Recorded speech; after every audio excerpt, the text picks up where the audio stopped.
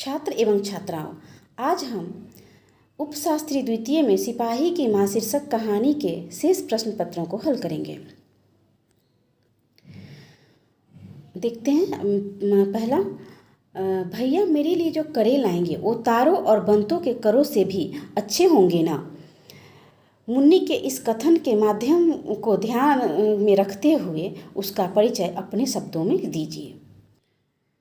इस प्रश्न में मुन्नी की यानी कि मानक की जो बहन है मुन्नी, उसका परिचय देने की बात कही गई है। जब वह कहती है कि मेरे जो करे होंगे वह बंतों और तारों के करे से भी अच्छे होंगे, तो इसका उत्तर होगा मुन्नी और बिस्नी मानक का इंतजार कर रही हैं। मानक की चिंता में बिस्नी स्वप्न देखती है जिसमें मानक घायल अवस्था में बिस्नी के पास आया है। मानक कहता है कि उसके पीछे कोई दुश्मन फौजी है जो उसे मारना चाहता है। मानक और दुश्मन फौजी दोनों एक दूसरे को मारना चाहते हैं।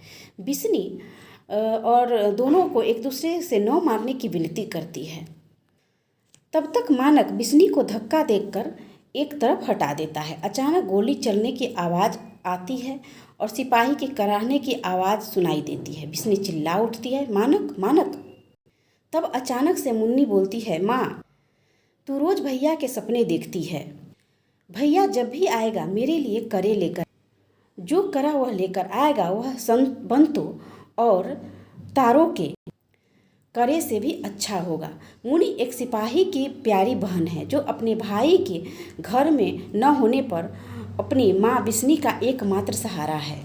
इस पंक्ति में एक बालिका के सरल मन की बहुत ही सुंदर अभिव्यक्ति हुई है जो अपनी समस्त अभिलाषाओं को दबाकर अपने भाई का इंतजार करती है। अगला सवाल है जो बहुत ही महत्वपूर्ण है। बिस्नी मानक की माँ है, पर उसमें किसी भी सिपाही की माँ को ढूंढा जा सकता है कैसे? इस एकांकी के शीर्षक से ही स्पष्ट है कि बिस्नी केवल मानक की माँ नहीं है बल्कि वह हर सिपाही की माँ है। उसे अपने पुत्र मानक की चिंता है, लेकिन साथ ही साथ दूसरे के पुत्र का भी उतना ही ख्याल रखती है।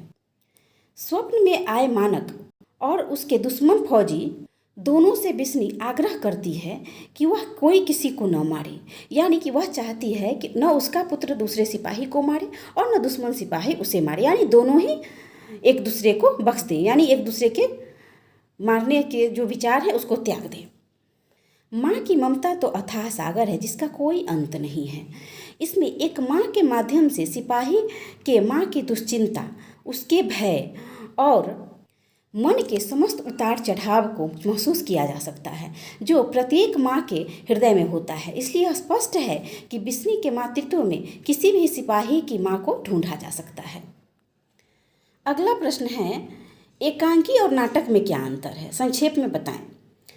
एकांकी में चरित्र पूर्णतः विकसित रूप में दिखाया जाता है, जबकि नाटक में किसी भी पात्र एवं चरित्र का क्रमशः विकास दिखाया जाता है। एकांकी केवल एक ही अंक के होते हैं, जबकि नाटक में एक से अधिक अंक होते हैं। नाटक में मुख्य कथा के साथ उसके सहायक और गौण कथाएं भी चलती है, जबकि एकांकी में एक ही कथा का वर्णन होता है।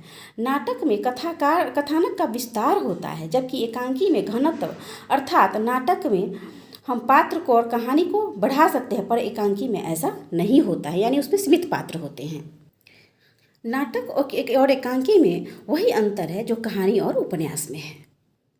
अगला प्रश्न है, आपके विचार में इस एकांकी का सबसे सशक्त पात्र कौन है और क्यों? तो इसका उत्तर होगा, हमारे विचार में इस एकांकी का सबसे सशक्त पात्र बिस्नी है, यानी सिपाही की माँ।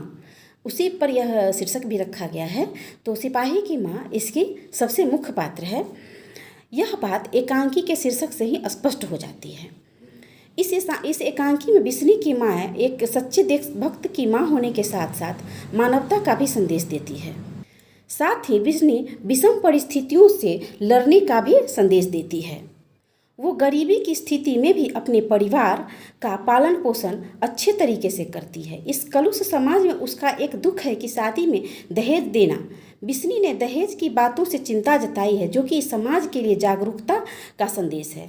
उसकी युद्ध और अपने पुत्र के प्रति चिंता समस्त माँ की चिंता बन जाती है। वह दुश्मन के सिपाही के प्रति भी ममत्व रखती है, यानी वह अपने दुश्मन, जो पुत्र का दुश्मन है, दुश्मन सिपाही है, उसके प्रति भी ममत्व का भाव रखती है।